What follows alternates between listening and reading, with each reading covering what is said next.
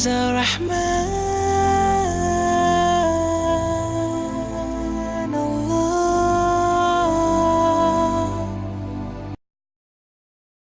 alaikum, guys. Wa alaikum salam. I am very excited. We just finished our presentation and we had, that was Chris, right? Yes. Chris just accepted Islam. This is a gift. And I'm meeting Norman. Is it Norman? Nor. Noruddin. Noruddin. And you accepted Islam how long ago? A year and 5 months ago, alhamdulillah. Where are you from originally? Mattoon, Illinois. Tell us in short, what was it about Islam that captivated you and had you accept it? I met many friends from Egypt, and as time went by, I just started learning a little bit more about Islam, and it started making more sense. I was a Christian, my family's a Christians, and it just made much more sense, and I connected with it. I never really connected with the Christianity too much, but when I started going to the masjid and learning more about Islam and going through Ramadan, it made so much more sense, and I just got drawn into, and alhamdulillah, I'm a Muslim now. So you're an American? Yes, I was in the United States military. Tell us about that. I was in the United States Navy. I was on board the USS Kitty Hawk. I was in Desert Storm and Desert Shield. I went in 89 and then got out of active duty in 92. And I had a major motorcycle accident when I was in the reserve, and I lost my right arm. And for many years, I was always wondering, why? Why would this happen to me?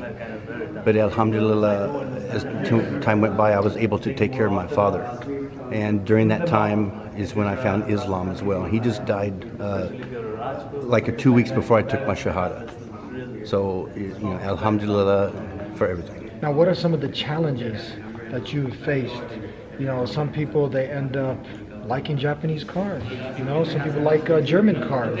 That doesn't consider someone a traitor now. Right. Some people like Spanish food. Maybe they're from Italy, you know what I mean? Right. But we see this growing now because someone wants to worship the Creator, not the creation. They accept Islam.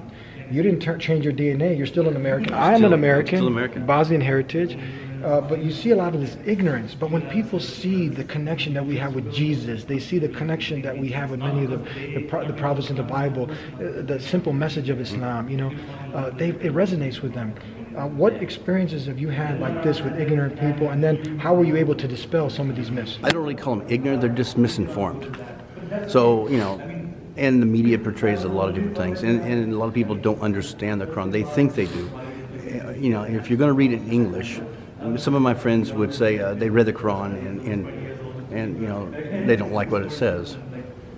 But what we decided, you should read it in at least 5 different versions to get the context of that. My family, some of them were shocked. When I did bad things before Islam, I used to drink a little bit in odds and ends. Nobody cared.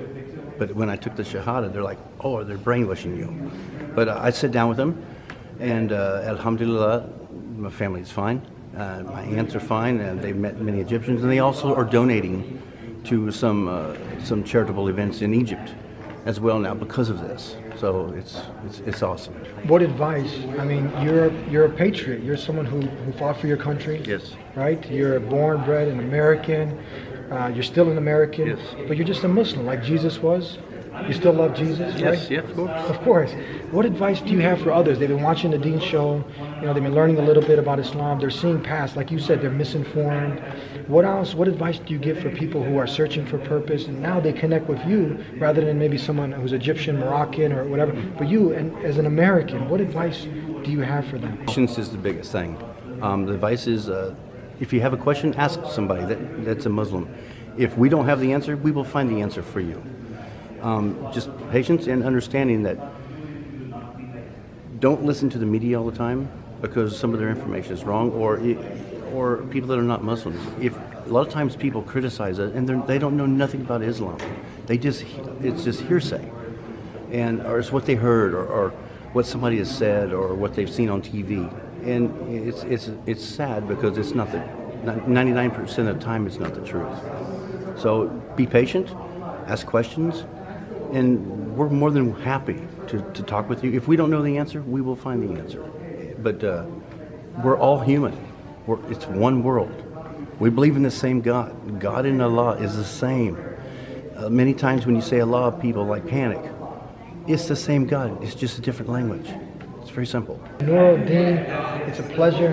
Thank you for coming to the talk here. It was really nice to meet you, and may Allah continue to bless you. Thank you for sharing your short story with us. Thank you. Assalamu alaikum. Wa alaikum salam.